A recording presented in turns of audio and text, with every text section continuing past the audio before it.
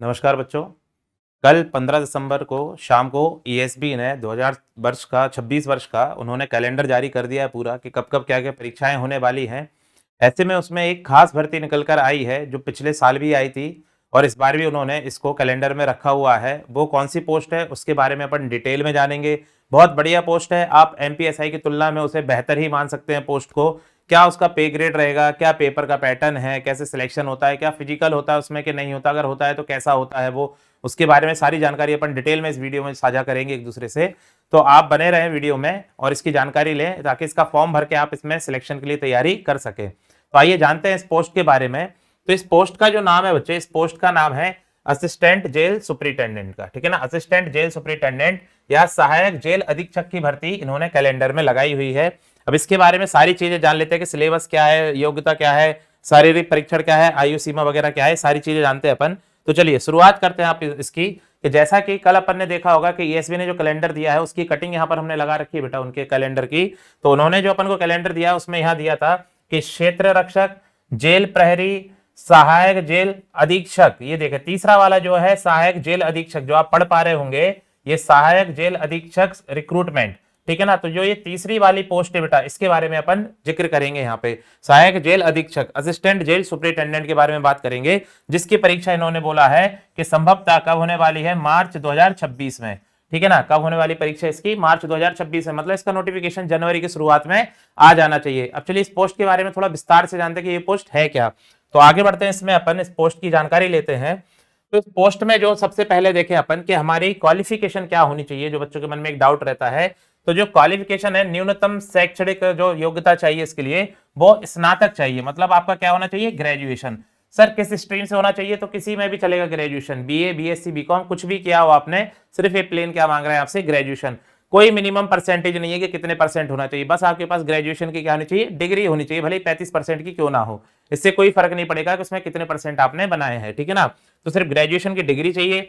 अगर मैं सैलरी की बात करूं कि सर इसमें सैलरी स्ट्रक्चर क्या रहता है, तो जैसा कि आप देख सकते हैं इसकी सैलरी स्ट्रक्चर जो है बेटा, इसका जो वेतन होता है या सैलरी होती है वो 36,200 से 1,14,800 इसके बीच में आपकी सैलरी बनेगी पूरी। 1,14,800 तो नहीं होती है बेटा, लेकिन ये इसका पे ग्रेड बोला जाता है आपका, ठीक है ना। तो इसके बीच में आपकी क्या बनेगी, सैलरी, जो कि एक बहुत अच्छा अमाउंट बन के आपके हाथ में आएगा।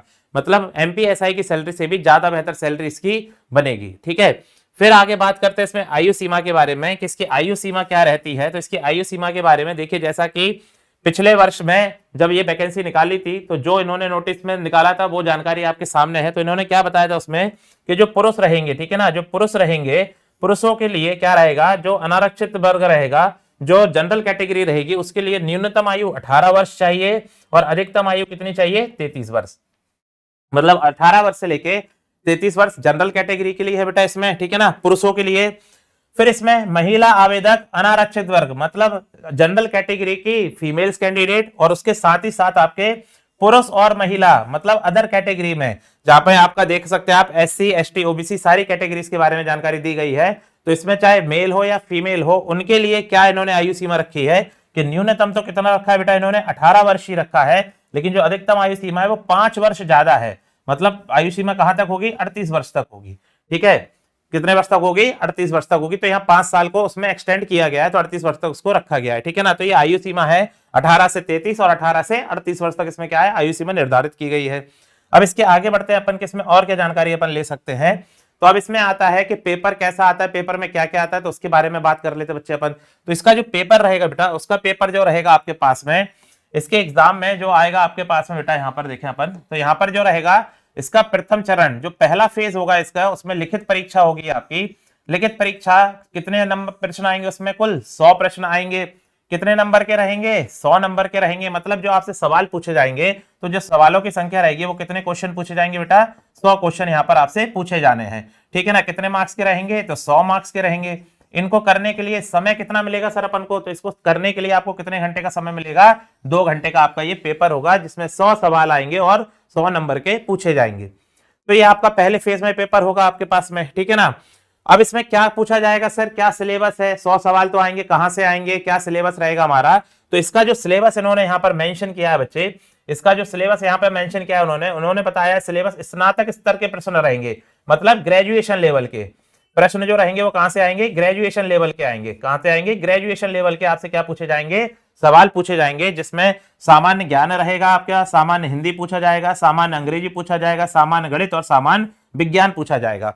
बात समझ में आ रही है? तो ये सारे सब्जेक्ट आपसे पूछे जाएंगे, जो कि कहां तक पूछे जाएंगे, ग्रेजुएशन या स्नातक स्तर तक आपसे सवाल पूछे जाएंगे। क्लियर है बात ये? इसके आगे अपन बढ़ते हैं बच्चे कि ये हमारा पेपर हो जाएगा। तो पहले चरण में तो आपका क्या होगा बेटा, 100 नंबर का पेपर होगा। अब दूसरा जो चरण आएगा वो क्या आएगा, पढ़ते हैं यहाँ पर क्या लिखा है, सहायक जेल अधीक्षक पद हेतु लिखित परीक्षा की मेरिट सूची। तो मेरिट सूची में क्या रहेगा, यहाँ पर आप पढ़ सकते हैं कि लिखित परीक्षा के परिणाम की प्रवृत्ता के आधार पर 10 गुना अभ्यर्थियों के लिए, ठीक है ना, कितने गुना कैंडिडेट लेंगे ये, 10 गुना, मतलब जितनी पोस्ट चाहिए होगी उतने, उससे जितनी वैकेंसी निकलेंगी उससे 10 गुना ज्यादा को ये क्या करेंगे, पहले पेपर में क्वालिफाई करेंगे। पहला पेपर उनका पास करवाएंगे, फिर उनका क्या होगा, द्वितीय चरण में शारीरिक दक्षता होगी, मतलब क्या होगा आपका, फिजिकल होगा।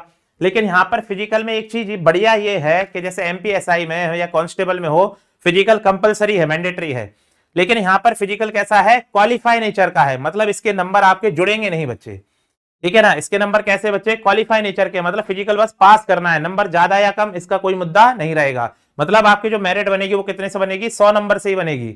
जो पहला पेपर होगा 100 क्वेश्चन का, जिसमें 100 नंबर के सवाल पूछे जाएंगे आपसे, तो ये आपका क्वालिफाई नेचर का रहेगा। क्या क्या रहेगा फिजिकल में, उस पर बात कर लेते हैं। तो शारीरिक मापदंड क्या क्या रहेंगे बच्चे अपने पास में, तो जो शारीरिक मापदंड आएगा उसमें क्या क्या आएगा अपने पास में बच्चे, पुरुषों के लिए क्या रहेगा बच्चे अपने पास में, जो ऊंचाई मांगी है वो 168 सेंटीमीटर मांगी है, सीना बिना फ्लाई 84 और फलाने के पश्चात 89 सेंटीमीटर है। महिलाओं के लिए जो हाइट मांगी गई है वो कितनी मांगी गई है बेटा, 155 सेंटीमीटर की हाइट मांगी गई है, ठीक है ना। इसके आगे इसमें और क्या क्या चीजें पूछी गई हैं आपसे, 800 मीटर की दौड़ कराएंगे। क्या कराएंगे बच्चे, 800 मीटर की दौड़। तो उसमें भी इन्होंने 3 कैटेगरी में रखा है कि 800 मीटर की जो दौड़ है पुरुषों को 2 मिनट 40 सेकंड में पूरी करनी है, महिलाओं को 3 मिनट 40 सेकंड में पूरा करना है, और भूतपूर्व सैनिक हैं अगर तो उनको 3 मिनट 15 सेकंड में पूरा करना है। और इस रनिंग के लिए, इस 800 मीटर की दौड़ के लिए सिर्फ एक एक अवसर ही प्रदान किया जाएगा, जैसा कि आप यहां देख सकते हैं कि लिखा हुआ है कि सिर्फ एक ही अवसर मिलेगा इसको निकालने के लिए, ठीक है ना। फिर इसके बाद में वो क्या करवाएंगे, लंबी कूद करवाएंगे, ठीक है ना, लॉन्ग जंप करवाएंगे। तो लॉन्ग जंप में आपसे क्या बोला उन्होंने कि पुरुषों को 13 फीट कूदना है, महिलाओं को कितना कूदना है बेटा, 10 फीट, और भूतपूर्व सैनिक को भी 10 फीट। लेकिन इसके लिए 3-3 अवसर प्रदान किए जाएंगे। जैसे दौड़ में एक अवसर प्रदान किया जा रहा है, लेकिन यहां पर कितने अवसर प्रदान किए जाएंगे, 3 अवसर प्रदान किए जाएंगे। कि अगर एक बार में नहीं कर पाते दोबारा कर लो, दूसरे बार में नहीं कूद पाते हो फिर तीसरी बार में कूद लो, लेकिन अगर तीसरी बार में भी नहीं कूद पाए तो फिर वो आपको बाहर कर देंगे, और अगर तीसरी बार में भी आप कूद लेते हो तो आप अंदर माने जाओगे, ठीक है ना। इसी तरह फिर इसके बाद में करवाएंगे वो गोला फेंक करवाएंगे। गोला फेंक में क्या है बच्चे, जो पुरुषों के लिए रखा गया है वो कितने फीट फेंकना है, 19 फीट फेंकना है। यहाँ गोले का वजन दे रखा है 7.260 किलोग्राम। महिलाओं को 15 फीट फेंकना है, इसमें वजन कितना है, 4 किलोग्राम का है। भूतपूर्व सैनिकों को कितना फेंकना है, 15 फीट फेंकना है, इसमें गोले का वजन कितना है, 7.260 का है किलोग्राम का। यहां पर भी कितने अवसर दे रहे हैं वो, 3 अवसर।